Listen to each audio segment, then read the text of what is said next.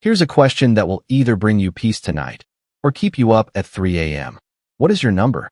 Not a guess. Not, I think I'll be fine. Not what your neighbor told you at a barbecue 5 years ago. The actual number. The amount of money you need every single month to live the retirement you've imagined. If you can't answer that in the next 10 seconds, you are not alone. Most people over 50 cannot. And here's why that should concern you a little. You wouldn't drive across the country without knowing how much gas you need.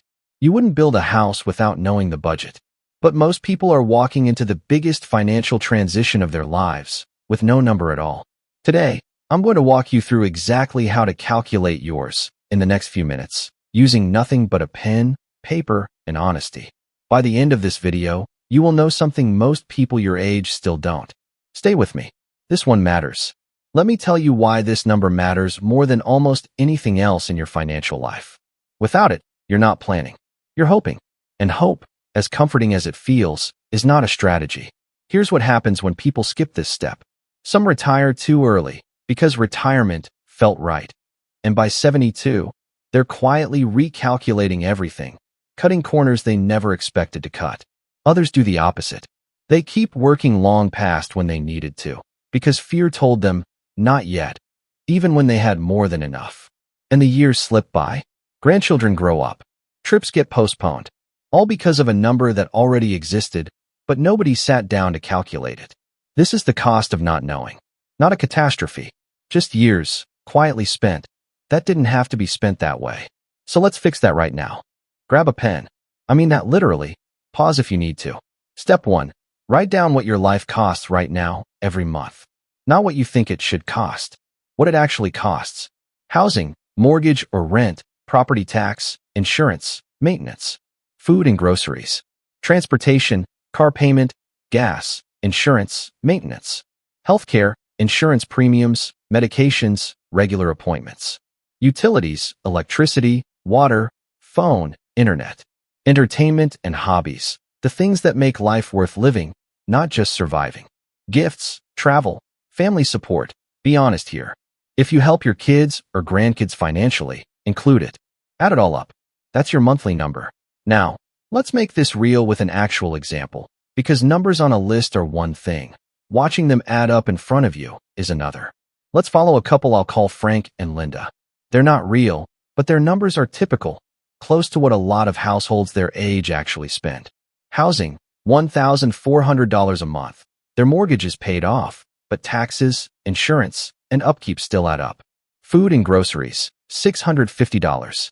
Transportation, $400. One car payment, gas, and insurance for 2 vehicles. Healthcare, $550. Premiums plus regular prescriptions. Utilities, $320. Entertainment and hobbies, $300. Linda golfs. Frank has a woodworking habit that doesn't cost that much, in his words. Gifts, travel, and family support, $500. They help with a grandchild's tuition and take 1 trip a year. Add those up, and Frank and Linda's honest monthly number comes to $4,120. Notice I said honest, not the number they would have guessed off the top of their heads, which, when I asked them to guess first, was $3,200. That gap, nearly $900 a month, is exactly the kind of gap that quietly wrecks a retirement plan if it's never written down. That gap is worth pausing on. It's rarely because people are careless. It's because certain costs are invisible until you actually total them. The twice-a-year car repair, the annual insurance jump, the birthday gifts that happen every single month for someone in the family. None of those feel like a number. They feel like life. But they're still dollars, and they still have to come from somewhere. So before you move to step 2, go back over your own list one more time and ask, what did I forget? Common blind spots include home maintenance and repairs that don't happen monthly, but average out to real money over a year, a roof, an appliance, a furnace, subscriptions that quietly renew, pet care, and the category almost everyone underestimates, helping family members financially, even in small, recurring ways. Step 2. Multiply that monthly number by 12. That's your yearly number. For Frank and Linda, for $1,120 times 12 comes to $49,440 a year. Step 3. And this is the one most people skip. Multiply your yearly number by 25. That comes from a well-known guideline in retirement planning. The idea that if you can withdraw about 4% of your total savings each year without running out, your savings should be roughly 25 times your annual need. For Frank and Linda, that's $49,440 times 25, which comes out to $1,236,000. I know, for some of you watching, that number just made your stomach drop a little. Take a breath. We're not done, because that number isn't quite the full picture yet, and the next part is where a lot of the anxiety actually gets resolved. An important refinement: subtract what you don't have to fund yourself. That $1,236,000 assumes every single dollar of Frank and Linda's $4,120 monthly spending has to come out of their own savings. But it usually doesn't. Most people have guaranteed income sources that cover part of that number automatically, Social Security being the big one, and a pension if you're fortunate enough to have one. Let's say Frank and Linda expect $2,600 a month combined from Social Security once they both claim it. That covers a big chunk of their $4,120 need. What's left? The amount their savings actually need to produce is $1,520 a month, or $18,240 a year. Multiply that smaller number by 25, and their real savings target becomes $456,000, not $1.24 million. That's the step people miss most often, and it's usually the difference between a number that feels impossible and a number that feels achievable. Do this. Take your yearly number from step 2, subtract your expected annual Social Security and any pension income, and multiply what's left by 25. That's your real target. A note on the multiplier itself. 25 is a starting point, not a law of physics. If market downturns worry you, or you'd simply like more of a cushion, some planners use 30 to 33 times your annual need instead, which corresponds to a more conservative 3% to 3.3% withdrawal rate. If you're comfortable being a little more flexible with spending in years the market underperforms, some use 20 times instead, a more aggressive 5% withdrawal rate. There's no single correct multiplier for everyone. 25 is the well-tested middle ground, and it's the right place to start unless you have a specific reason to adjust it. That number, the one you just landed on, is a starting point for what your total retirement savings should aim for to safely cover your lifestyle for the long run. Now here's the moment of truth. Look at what you currently have saved.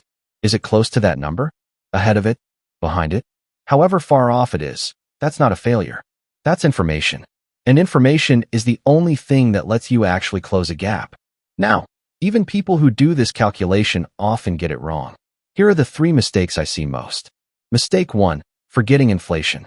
What costs you $4,000 a month today will not cost $4,000 a month in 15 years. Prices rise. Your number needs to rise with them. When in doubt, build in a cushion. Plan for your expenses to be meaningfully higher a decade from now than they are today. Mistake 2, underestimating healthcare. Most people budget healthcare like it's a fixed, predictable line item, similar to their phone bill. It's not. Healthcare costs tend to rise faster than everything else, and they often increase the most exactly when you can least afford surprises, later in retirement. Build an extra room here. More than feels comfortable. Mistake 3, calculating for today's life, not tomorrow's life. Maybe you travel more in your first 10 retired years, then less later. Maybe you'll need in-home help eventually. Your number isn't static. It should flex across the different chapters within retirement itself. Don't just calculate for year 1. Sketch out roughly what years 1 through 10 and beyond might look like. These 3 mistakes are the quiet reasons good calculations still fall short. Avoid them, and your number becomes something you can actually trust. So, you've done the math. Now what? If your savings are on track or ahead, good. This is your permission to stop feeling anxious about a number you've already handled. Revisit it once a year, but don't let it steal your peace daily. If you're behind, and many of you will be, because most people are, here is what closing the gap actually looks like. Increase your savings rate, even modestly, for the years you have left before retiring. Consider delaying retirement by even a year or 2. It has an outsized effect on your number, both by giving you more time to save and less time you'll need the money to last. Look at reducing fixed costs now, before retirement forces the decision on you.